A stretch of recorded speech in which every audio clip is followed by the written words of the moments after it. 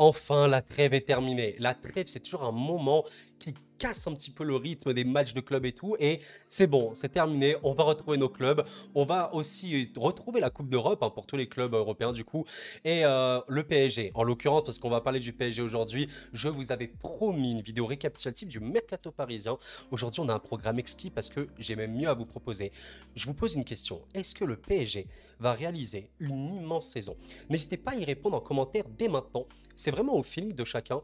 Mais dans cette vidéo, je n'ai pas du tout la prétention pour dire oui, le PSG va faire une immense saison. Non, le PSG va faire une saison ratée. Par contre, on va exposer des arguments vraiment factuels qui vont nous faire dire peut-être que oui, peut-être que non en fonction d'eux. En tout cas, voilà, installez-vous bien, posez-vous et c'est parti pour une nouvelle vidéo. J'espère que vous allez bien, en tout cas c'est Koro et on se retrouve du coup sur cette vidéo, on va parler du PSG. Si jamais vous découvrez la chaîne, je vous invite sincèrement à follow parce que c'est gratuit, on va charbonner toute la saison de football, on va vivre d'immenses émotions, j'en suis sûr et certain. Et si vous voulez rejoindre l'aventure, n'hésitez pas, pensez au like aussi, c'est extrêmement important. Bref, du coup, on va commencer par le mercato parisien parce que voilà, je l'avais évoqué dans ma précédente vidéo, enfin dans une vidéo où je parlais du mercato Liga en général. Là, on va quand même parler du mercato parisien en tant que tel.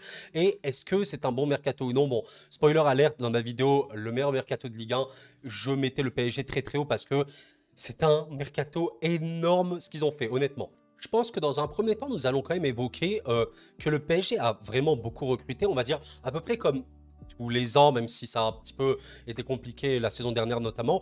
Mais chose assez rare pour le PSG, ils ont beaucoup vendu. Franchement, il ne faut pas se mentir, le PSG a dégraissé. Et honnêtement, voilà, il y a des transferts libres. Je pense notamment au transfert de Messi qui...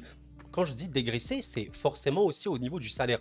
Bah, je suis désolé, t'as Ramos et t'as Messi qui partent, tu as un énorme salaire qui est économisé. Voilà, mine de rien. Après, voilà, il y a beaucoup de joueurs, genre les Paredes, les Wijnaldum, tout ça qui avaient quand même un salaire assez important.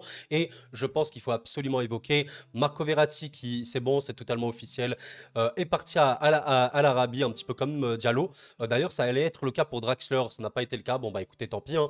Et Neymar, du coup, à Al Hilal, en Arabie pour le coup, pour 90 millions. Bon, le sujet non plus de la vidéo, c'est pas de savoir est-ce que les départs de Neymar et Verratti sont bons. Je pourrais en faire une vidéo complète, mais j'en ai déjà parlé un petit peu sur cette chaîne. Je considère que de par leur âge, de par la condition des joueurs, l'hygiène, etc., c'était un mal pour un bien. Et en fait, surtout à ce prix-là, parce que tu gagnes énormément déjà dans la vente, mais surtout tu dégraisses énormément. Donc, oui, respect à ce qu'ils ont fait au PSG, à Verratti qui est vraiment une immense légende. J'en ai fait une vidéo, n'hésitez pas à la voir. Mais voilà, on va pas s'éterniser plus longtemps parce que c'est pas ça. Mais déjà, le PSG a énormément dégraissé. Ça, vraiment, ça soulage les finances du club d'un point de vue énorme. Mais vraiment, là, je sais pas, il y a combien de salaires et tout économisé, mais c'est énormissime. Maintenant, au niveau des achats, il faut pas se mentir, le PSG a acheté. Hein. Il faut vraiment pas se dire, ouais, le PSG n'a pas acheté. Non, pas du tout. Franchement, j'ai pas envie de te dire qu'on est sur le mercato le plus onéreux de l'histoire du club, mais on n'est pas loin parce que voilà, je pense qu'avec le Neymar et Mbappé à 222 plus 180 millions, tu es sur un mercato énorme. Bon, déjà, ce qu'il faut vraiment noter, c'est que le PSG a vraiment fait des recrues extrêmement intelligentes en fonction des besoins. Alors, je pense notamment à la question de l'avant-centre, où il y a quand même Gonzalo Ramos qui est arrivé. Bon, là, vous voyez en prêt, mais honnêtement, c'est un truc qui est plus à 65 millions plus bonus, quelque chose comme ça. Vous avez Gonzalo Ramos, vous avez Randal Colomani, on va dire, pour le poste d'avant-centre. Donc, tu n'en avais pas vraiment la saison précédente. Là, tu en as deux. La question de savoir qui sera le numéro 1, on verra. J'évoquerai le cas Luis Enrique juste après. Mais voilà, des recrues excellentes qui ont vraiment montré de très bonnes choses dès ce début de saison. Je pense à Manuel Ugarte, évidemment, qui pour moi, en tout cas, je l'ai déjà dit dans mes vidéos, je pense que c'est le joueur le plus important du club dans l'équilibre d'une équipe, tout simplement. Donc pour lui, pour l'équilibre, c'est vraiment le joueur le plus important actuellement. Voilà, il y a quand même des recrues qui ont montré des très belles choses. Je pense à Lucas Hernandez, je suis désolé, Milan Skriniar, qu'on le veuille ou non, il fait vraiment un très bon début de saison également. Je trouve que même le fait qu'il y ait Skriniar et peut-être même Hernandez, fortifie un peu plus le rôle de Marquinhos, je le trouve vraiment beaucoup plus serein. Tu fais Xavi Simons que tu prêtes juste après à Leipzig, donc c'est une excellente recrue. Kang In Lee qui est actuellement blessé, mais il faut quand même rappeler que c'est un immense espoir. ce mec-là en milieu offensif, un petit peu en mode créateur, il va faire des étincelles au PSG, j'en suis absolument convaincu. Voilà, Bradley Barcola, qui honnêtement a montré de très belles choses avec Lyon, avec les espoirs. Pour moi, c'était une recrue très bonne, même si le prix, bah, ça peut paraître cher, mais l'investissement, je pense qu'il en vaut largement le coup. Et Dembélé, qui honnêtement, ça peut être un joueur très frustrant, mais ce que je disais sur Dembélé dans d'autres vidéos, c'est un genre de différence extrême. Dembélé, tu lui donnes la finition, une finition pas forcément d'Mbappé ou de Haaland, mais tu lui donnes une bonne finition, il est exceptionnel, hein. Franchement, il lui manque vraiment ça, et aussi de meilleurs choix. Mais globalement, vous voyez quelque chose, les recrues parisiennes sont extrêmement intelligentes. J'ai même pas parlé de Marco Asensio qui fait un excellent début de saison dans un poste qui n'est même pas le sien parce que, bon là, vous voyez sur Transfer Market, il est intitulé comme ailier gauche. Honnêtement, bon, pour moi, il est plus un peu milieu offensif, ailier certes, un peu attaquant polyvalent, mais actuellement au PSG, il joue avant-centre un petit peu dans un rôle de pivot faux neuf et tout, qui convient, mais qui n'est pas dans son rôle. Donc, c'est déjà vraiment très bien ce qu'il fait. Donc, c'est pour vous dire que, bon, Cher N'Dour, qui pour le coup, je pense qu'il aura un peu de temps de jeu, mais pourquoi pas maintenant avec le départ de Verratti et tout. Et Arnaud Tenas, poste de gardien. Bref. Globalement, vous remarquez quelque chose, c'est que le mercato est extrêmement cohérent. J'ai même pas parlé de Randal Kolo Muani et de Gonzalo Ramos plus en détail, on va les évoquer rapidement. Bon, les deux sont avant-centre, mais ils ont des rôles très différents. Pour moi, Gonzalo Ramos, c'est un peu, vous savez, le style avant-centre qu'on retrouve un peu plus classique, c'est-à-dire un peu le gars qui a le point de fixation, qui va plutôt te servir de pivot remise, qui a une finition importante, et honnêtement, il est plutôt bon de la tête, alors que Randal Kolo Muani, c'est pas du tout la même chose. En fait, j'aime même pas vraiment dessiner Randall purement comme un neuf parce que, ouais, il ressemble un peu à un faux neuf et honnêtement, il peut dézonner, hein. Il peut aller dans le demi-espace droit, demi-espace gauche. Franchement, pas vraiment comme un ailier, mais un peu ouais, un attaquant de surface, polyvalent et qui fait beaucoup de choses. Et honnêtement, les deux sont très bien, sont très utiles. Je pense que Luis Enrique, on va en parler, hein. Vraiment, c'est très satisfait d'avoir ces deux joueurs parce que contre une équipe, il y aura un qui brillera plus que l'autre en fonction. Franchement, mais après, pourquoi pas jouer avec les deux, on n'en sait rien. Mais ce qui est vraiment bien, c'est que Gonzalo Ramos fait des choses que Kolo Muani fait en moins bien. Par contre, Kolo Muani fait des choses que Gonzalo Ramos ne peut pas faire, notamment d'un point de vue à l'aise avec le ballon, etc. Donc, quoi qu'il arrive, ce sont d'excellentes recrues. Ce qu'on pourrait un petit peu regretter par rapport au mercato parisien, je pense que vous l'avez compris, c'est le milieu de terrain. Le milieu de terrain, en fait, comme vous l'avez vu, bon, c'est très compliqué parce que tu perds Verratti, qui honnêtement, voilà, c'est un peu le milieu qui faisait tout, il faisait le café, tout ce que tu veux au PSG. Bon, évidemment, il avait une fiabilité moindre, et ça, il faut le dire. Neymar, même s'il est indiqué comme ailier gauche, il jouait énormément au milieu, un peu en mode 8-10, parce qu'il faut le dire, honnêtement, il y avait une grosse crise là-dedans. Donc aujourd'hui, tu n'as pas ça. Mais il ne faut pas oublier quand même qu'Ugarte te réalise un début de saison exceptionnellement bon. Et honnêtement, le joueur a des qualités qui prouvent qu'il peut être un immense futur top monde. Enfin, littéralement à son poste, hein. Tu as l'émergence de Warren Zaïre-Emery qui, à 17 ans, est capitaine de la France Espoir et titulaire incontesté au PSG. Mine de rien, ça fait déjà beaucoup moins de place. Et en vérité, Kanguini, on ne l'a pas encore vu. Franchement, les amis, je pense qu'il ne faut vraiment pas l'enterrer, ce mec-là. Il aura son rôle à jouer. Attendez voir Kanguini. Vitinha, actuellement, il te fait un bon début de saison, un petit peu dans dans le demi-espace gauche, on va dire, un peu en mode relayeur avec Mbappé et tout. Et c'est vraiment très bien. Je pense que pour le milieu de terrain, on est un peu pessimiste parce que, certes, on n'a pas de garantie absolue. Par contre, on a de grandes promesses. Voilà. Alors, oui, je dis on parce que pour ceux qui ne savent pas, je suis supporter du PSG. Au cas où, hein, voilà, on me découvre, mais on va essayer d'être totalement impartial. En tout cas, voilà, d'un point de vue mercato, je voulais quand même revenir sur tout ça et évoquer le cas Luis Enrique, évidemment. Alors, Luis Enrique, bon, si vous n'avez pas entendu ma dernière vidéo, c'est pour moi la meilleure recrue du club. Parce qu'en vérité, là, tu as un coach qui honnêtement, il a 53 ans. Voilà, c'est pas non plus un coach qui a 65 ans, 70 ans. Vous voyez, il y en a quand même dans le foot. C'est un coach qui est pas jeune, pas vieux non plus, qui est dans l'air de son temps et tout. C'est un coach qui a prouvé. Bah, je suis désolé, mais au Barça, bon. Est-ce que j'ai besoin de vous expliquer le grand Barça de Luis Enrique? Non, pas du tout. Et la sélection, la sélection espagnole, bah, je suis désolé. Peut-être que c'est un manque de vivier, mais regardez bien et analysez bien les matchs de la sélection espagnole. Parfois c'était extrêmement un petit peu le FC Dodo. C'était ennuyeux parce qu'il y avait un surplus de possession énorme. Mais je suis désolé, si tu regardes bien, il y a beaucoup de matchs en vérité où l'Espagne est extrêmement dominatrice, extrêmement forte et manque la finition. Ils n'ont pas un Mbappé en Espagne, ils n'ont pas un Haaland en Espagne. Vous voyez, ça fait que ça les a desservis. Et honnêtement, le dernier Euro, on va évoquer l'Euro hein, de toute façon dans d'autres vidéos, mais le dernier Euro, vous regardez l'Espagne. Espagne-Italie, l'Italie remporte au tir au but, après ils vont en finale je crois et ils gagnent la finale l'Italie. Mais si vous regardez bien le match, je suis désolé, Espagne-Italie tu fais le match 10 fois, Je pense que l'Italie gagne 1 ou 2 fois, mais vraiment grand, grand max. C'est pour vous dire à quel point l'Espagne, pour moi, surnageait, mais c'est même pas parce qu'ils surperformaient. C'est juste parce que c'est une équipe monstrueuse, mais c'était surtout sous Luis Enrique. Et il faut le dire, ce coach-là a inculqué dans cette équipe vraiment des valeurs importantes. La mentalité, le fait de se tuer sur le terrain, le pressing, le contre-pressing, tactiquement, il est extrêmement au point. Donc, pour moi, c'est évidemment la meilleure recrue. Si on n'évoque pas les joueurs, c'est Luis Enrique, exceptionnel, top coach. Et le PSG doit absolument miser sur lui pour les saisons suivantes. Et je dis bien pour les saisons suivantes. Même si cette saison se termine mal, même s'il y a des choses qui ne vont pas, il faut capitaliser sur lui parce que c'est un coach qui a prouvé, qui est toujours dans l'air du temps et qui sait, qui comprend son football, qui comprend son métier. Il faut absolument pour moi capitaliser sur lui. Voilà, voilà. Alors maintenant que nous avons évoqué le mercato, voilà, comme vous l'avez compris, pour moi c'est réellement un des mercatos de Ligue 1. Enfin, c'est pourquoi pas même le meilleur. Moi je vous avoue dans ma vidéo Ligue 1, je l'avais mis, n'hésitez vraiment pas à aller la voir, hein, la vidéo mercato Ligue 1, lien en description de la vidéo. Vraiment, j'avais clairement évoqué que c'était peut-être le meilleur mercato de Ligue 1. C'est excellent, excellent, excellent. Et un beau chef d'orchestre en plus pour tout ça. Donc c'est vraiment le plus important. Voilà, voilà.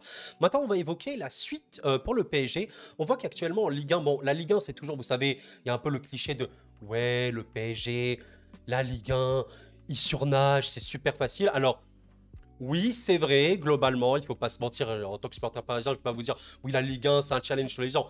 Pas du tout. Par contre, il faut quand même évoquer que sur les saisons précédentes, ben, c'est pas la folie furieuse. Voilà, tu as quand même, là, tu es à 1 point de lance. Enfin, les amis, quand même, là, il y a 1 point de lance.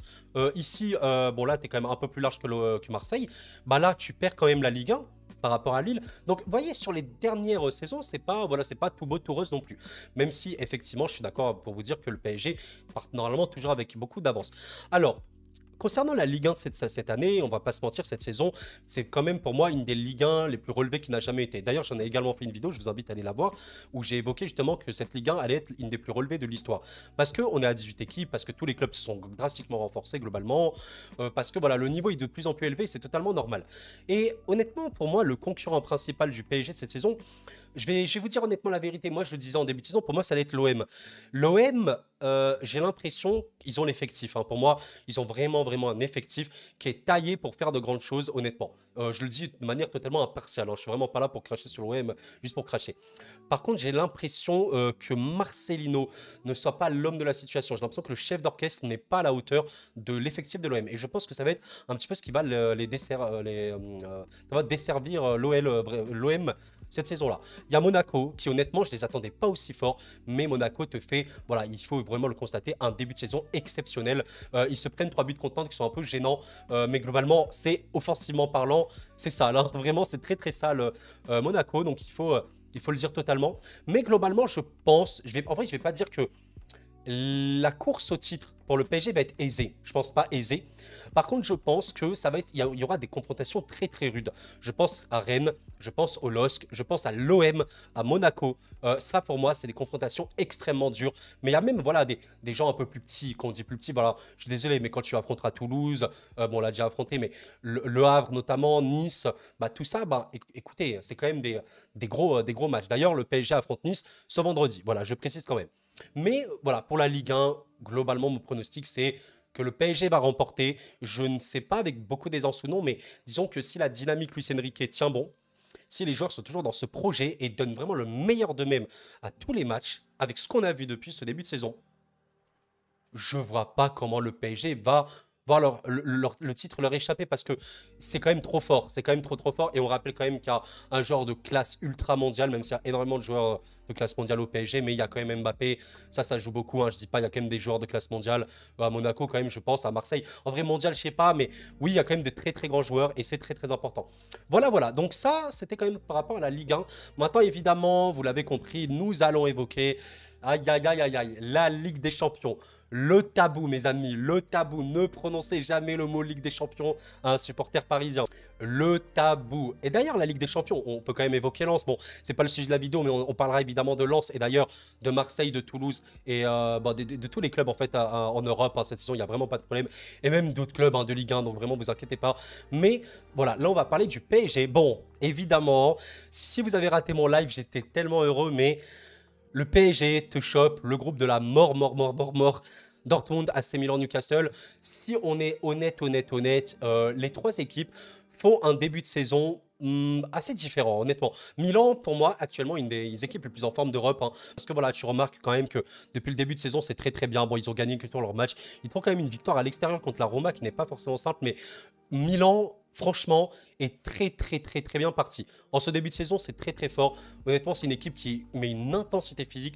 Waouh! Alors là, le Milan PSG à San Siro, oh, il va être un indicateur, les amis. Parce que Newcastle également, c'est un gros, gros défi physique, honnêtement. Dortmund, pour moi, un peu moins. Mais Milan, je vous invite à voir des matchs de Milan. C'est exceptionnel. Donc voilà, ça c'est pour Milan. Pour Newcastle, c'est un peu plus complexe parce que si vous regardez Newcastle, bah, vous avez quand même une équipe qui a pas, qui a mal commencé quand même, hein. Parce qu'il y a une petite victoire, mais 3 défaites. Après, les amis, à relativiser quand même. Regardez les défaites de Newcastle. Vous avez quand même contre City, bon, le grand City, hein, j'ai pas besoin d'en parler. Contre Liverpool. Ce match-là, je pense que c'est vraiment un manque d'expérience de Newcastle parce que pour moi, il doit vraiment remporter ce match. Donc pour vous dire. Et le dernier match était contre Brighton. Bon là, je voulais pas montrer, mais contre Brighton, qui perdent quand même assez salement. Mais bon, voilà, globalement, c'est un petit peu ça pour les adversaires du PSG. Et Dortmund, si on conclut, pour le coup, Dortmund m'a l'air beaucoup moins fort. Cette année, je ne sais pas trop si psychologiquement ils sont toujours atteints par la fin de la saison précédente où je rappelle quand même qu'ils ont complètement de choc, hein, ils ont de choc le titre. Mais là, voilà, c'est vraiment pas un bon début de saison pour Dortmund qui fait quand même 2 matchs nuls, surtout contre Heidenheim, s'il vous plaît, quand même, c'est vraiment pas bon. Donc, à voir pour Dortmund, voilà, à voir. Mais du coup, maintenant, il fallait voir plus grand. La question initiale, c'était est-ce que le PSG va réaliser une immense saison? Une immense saison, qu'est-ce que ça signifie? Pour moi, dans ma tête, une immense saison, c'est quand même de faire en sorte que par rapport à la dynamique des saisons précédentes, tu fasses quelque chose de bien mieux. Je ne te dis pas forcément le PSG égale immense saison égale il remporte la Ligue des Champions. Pas du tout. Pour moi, une immense saison, ça peut être en mode, bah, je suis désolé, tu te qualifies en demi, tu réalises des performances merveilleuses, tu gagnes la Ligue 1 très très largement, bah, tu as réalisé une immense saison par rapport aux saisons précédentes. Parce que il faut le rappeler, les amis, je suis désolé. Bon, la Ligue 1, je vous l'ai montré précédemment. Voilà, il y avait quand même la saison précédente, bah, tu gagnes de rien. La saison 2021, bah, tu perds. C'est vraiment pas ouf. Mais maintenant, je vais vous évoquer la Ligue des Champions. Bah, là, vous le voyez quand même. Ligue des Champions l'année précédente, qu'est-ce qui se passe? Tu perds en huitième de finale. Tu perds aller-retour contre le Bayern. Tu n'as même pas existé sur les 2 matchs. C'est vraiment très triste. Bon, je vais pas parler tactiquement quoi, mais ce que je veux dire, tu perds 1-0, 2-0. Bon, voilà. L'année encore d'avant, bah, ok, tu bats le Real, ça se passe bien. En plus, tu marques après au match retour, mais bah, après, tu te prends une remontada digne de ce nom, dégueulasse, machin, et tu perds en huitième. Donc, ça fait qu'en vrai, à part depuis 19-20, parce que 19-20, voilà, c'est la finale perdue contre le Bayern, et 20-21, tu perds contre Manchester City, qui était quand même très fort, même s'il y avait moyen de passer, bah, globalement, c'est un peu dégueulasse, parce qu'avant, tu te rends compte quand même que tu as huitième de finale, huitième de finale, huitième de finale. C'est vraiment ignoble. Si tu enlèves cette période entre 2019 et 2021, tu as que des huitièmes de finale. Donc, ça fait que récemment, l'histoire du PSG n'est pas bonne en Europe, n'est pas bonne. Et évidemment, le PSG, tu juges en Europe. Donc maintenant, il faut être honnête. Est-ce que le PSG a de la concurrence cette année en Europe? On va être parfaitement et totalement objectif et lucide. On va prendre groupe par groupe. Nous allons prendre groupe par groupe. Le groupe A, nous avons quand même le Bayern Manchester, qui paraissent être les 2 équipes les plus fortes de ce groupe. Le Bayern, on va pas se mentir, ils sont dans une phase vraiment très particulière parce que on est quand même sur une équipe qui voilà, est quand même sur 3 victoires en Bundesliga, mais on rappelle quand même qu'ils se sont pris une petite claque, un petit peu humiliation contre Leipzig en début de saison. Un triplé d'Olmo d'ailleurs, je rappelle. Et en vrai, j'avoue que Thomas Tuchel fait quand même pas mal polémique, je pense, côté de Munich, parce que bah, c'est pas aussi cinglant que ça l'était à une époque. Donc le Bayern, concurrent important du PSG. Pas la montagne non plus, mais concurrent important. Manchester, c'est un peu différent parce que voilà, Manchester revient en Ligue des Champions, revient, je sais pas, attends, ils étaient où l'année dernière, je sais même plus. Ouais, non, je crois qu'ils y étaient en Ligue des Champions. Non, pas du tout. Donc voilà, ils reviennent vraiment. Ils reviennent en Ligue des Champions cette saison, mais voilà, c'est pour l'instant Manchester, c'est un peu particulier parce que Ten Hag a beaucoup de problèmes en interne. C'est pas très très clair ce qui se passe avec Manchester actuellement. Donc on peut même pas dire que Manchester soit actuellement un concurrent extrêmement majeur, même si évidemment la réalité, alors les amis quand même, mais à culpa important, enfin disclaimer, la réalité et la vérité de septembre-octobre, c'est pas celle de février, mars, avril. Évidemment, on rappelle quand même. Donc voilà, là aujourd'hui, mais à voir. Manchester, voilà. En tout cas, il faut quand même les considérer dans l'équation, pas en tant que favori ultime, mais il faut les considérer. Le Bayern, ils sont là. Là, pour le coup, dans ce groupe B, je pense que ce sera surtout Arsenal, parce que pour le coup, Arsenal, c'est une équipe qui a vraiment bien prouvé et montré la saison précédente. Je trouve quand même que peut-être qu'ils vont avoir du mal, surtout d'un point de vue finition, parce que je pense que Arsenal souffre sur ce registre, mais Arsenal est vraiment important à considérer. D'ailleurs, ils sont aussi, eux, à la quête de leur tout premier titre de la Ligue des Champions. Voilà, Séville, PSV Eindhoven et Lens, bon, voilà, c'est pas, je parle de concurrents directs au titre quand même. Alors, le groupe C, c'est intéressant parce que Naples, qui a été honnêtement une des plus belles équipes l'année précédente, connaît un début de saison, on va dire un peu mitigé parce que il y a quand même déjà une défaite, voilà, contre la Lazio. La Lazio qui faisait pas un très bon début de saison, mais voilà, la Lazio qui, normalement, que vous allez voir tout en bas, voilà, qui a battu Naples, à Naples en plus. Mais Naples qui est vraiment pas le genre d'équipe à sous-estimer. Je sais pas si Naples vraiment fait partie des favoris, mais par contre, je pense qu'ils font partie des larges outsiders. Alors, le Real Madrid, c'est vraiment une question très particulière parce que le Real Madrid, c'est quand même une équipe, si vous voulez, qui, pour moi, a tout. Sauf le buteur de fou. Donc, tu me dis le Real Madrid avec un Haaland ou un Mbappé, je les aurais mis largement favoris. Très honnêtement.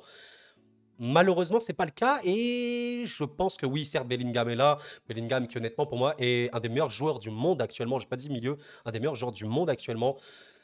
Il surperforme beaucoup niveau but, en tout cas. Mais il faut quand même considérer le Real. Ça, c'est très clair. Le Real, il faut les considérer parmi les favoris. Je pense qu'ils seront dans les 3-4 premiers. Voilà. Groupe D. Donc Naples, j'ai dit outsider, mais à considérer. Groupe D, je pense que ce qu'il a surtout considéré, c'est vraiment l'Inter, parce que finaliste, qui part très bien. Honnêtement, l'Inter comme l'AC Milan, c'est très beau. Mais vraiment avoir l'Inter. Alors Benfica, bon, on peut pas les mettre dans les concurrents directs pour le titre, mais sachez quand même que la Ligue des Champions, c'est la Ligue des Champions avec un bon tirage et tout. Tu sais pas, et Benfica est très loin d'être une équipe qui va rien montrer. Alors Benfica, voilà, c'est pour moi en dessous un petit peu de Naples en termes d'outsider, mais voilà, il faut les considérer un petit peu. Groupe E, l'Atlético qui honnêtement, il est sous-coté cette saison. Honnêtement, je trouve que l'Atlético est sous-coté parce que ils sont extrêmement, enfin ils marquent énormément. Bah, attends, ils ont fait un 7-0 contre Ayo. Là pour le coup, ça j'avais oublié, mais c'est un club qui démarre très bien. Est-ce qu'on va retrouver l'Atlético un petit peu, vous savez, des grandes années extrêmement dangereux en Ligue des Champions et tout, je ne sais pas, mais à considérer quand même. Et enfin, nous allons continuer avec le groupe F. Bon, ça c'est le groupe du PSG, je l'ai évoqué tout à l'heure. Le groupe G, on va l'évoquer à la fin. Et le groupe H, voilà, le groupe H avec le Barça. Alors le Barça, les amis, le Barça, c'est extrêmement complexe parce que, en fait, je sais qu'il y a un running gag avec le Barça. Ouais, MDR, Barça, Europa League, là ils sont en Ligue des Champions, ils ont un groupe Europa League et tout, mais le Barça, en fait, c'est très bizarre parce que bon, le début de saison du Barça est correct, il est bien, enfin d'un point de vue bilan, mais il est perturbant parce que bon, déjà le premier match contre Retafe, il est un peu sale. Honnêtement, bon, c'est un match qui est vraiment beaucoup genre le catch. Par contre, voilà, contre Villarreal, tu te prends quand même 3 buts. Et en vrai, le Barça, je suis très partagé parce qu'il y a vraiment des grands motifs d'espoir, mais j'ai l'impression que c'est encore tendre. Je sais pas ce que vous en pensez, j'ai vraiment du mal à analyser le Barça. Bon, il y a quand même Lamine Yamal, qui est honnêtement une des satisfactions immenses du Barça, parce que un mec aussi jeune, aussi fort, il va énormément faire du bien à ce Barça-là, mais je pense qu'il y a peut-être un problème, peut-être un déclic mental. En fait, pour moi, le Barça, il te passe le déclic mental, ça peut devenir une bête extrême en Ligue des Champions. Mais vraiment, tu as peur de les affronter. Tu vois ce que je veux te dire? Donc bon, après, ils vont pas jouer au Camp Nou cette saison. Mine de rien, ça peut quand même beaucoup jouer parce que le Camp Nou, c'est le Camp Nou, les amis. Voilà, donc je voulais quand même évoquer le Barça. Et enfin, Leipzig et Manchester City. Bon, alors Leipzig, sincèrement, je vous invite sincèrement à suivre Leipzig cette saison parce qu'ils te font un début de saison qui est vraiment très bon. En fait, voilà, même si là, ils ont fait une défaite contre Leverkusen, d'ailleurs, une des meilleures équipes pour moi de ces débuts de saison, Leipzig est extrêmement intéressant à suivre cette année. Vous avez vraiment trop de joueurs merveilleux à Leipzig. Enfin, je suis désolé, mais Xavi Simons, voilà, j'ai évoqué un peu plus tôt dans la vidéo, Olmo, vous avez Openda, vous avez Poulsen, et vous avez Henrich d'ailleurs qui fait un très bon début de saison.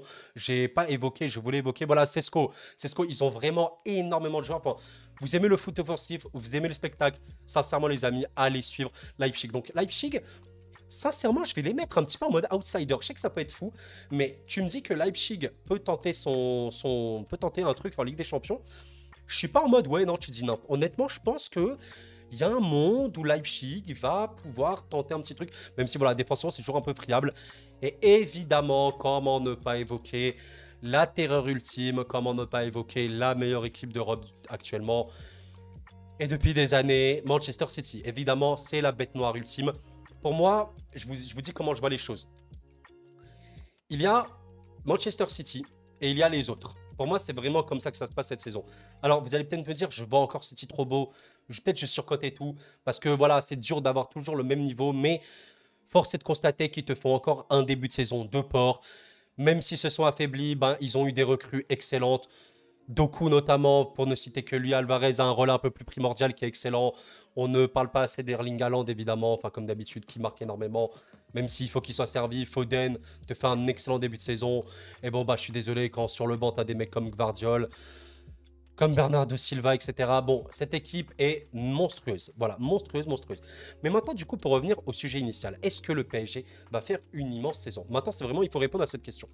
J'ai envie de considérer quelque chose, c'est que par immense saison, si on entend une équipe qui va vraiment, vraiment bien jouer, qui va renouer avec son âme, son équipe, son public, etc., qui va proposer de belles choses et qui va avoir de résultats, alors oui, je pense que le PSG va faire une immense saison. Parce qu'aujourd'hui, les concurrents en Europe, comme je vous l'ai dit, et pour moi, il y a surtout City qui est très très loin.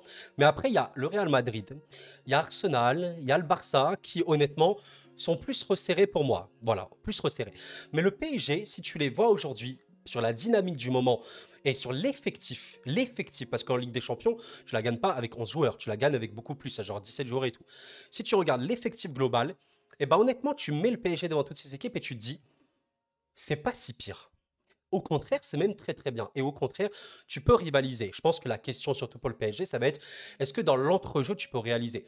Parce qu'aujourd'hui, pour moi, tu affrontes l'entrejeu de Manchester City, ça va être très très compliqué. À part si Warren Zaïre-Emery ou Garté te sortent des performances surdimensionnées, vraiment totalement irréelles, et tu arrives à contenir ça. Mais à part ça, bon, tu as le milieu du Real dans l'entrejeu qui est monstrueux, le milieu du Barça, il est extrêmement important, comme celui d'Arsenal notamment. Donc vous voyez, c'est quand même compliqué, hein. C'est vraiment, ça va être dur, hein. Mais honnêtement, je suis totalement objectif vraiment en disant ça. Je me dis que le PSG, en continuant comme ça, en étant de plus en plus fort parce qu'il y a toujours des choses à perfectionner, eh bien oui, oui, je vais me mouiller. Je pense que le PSG va réaliser une immense saison.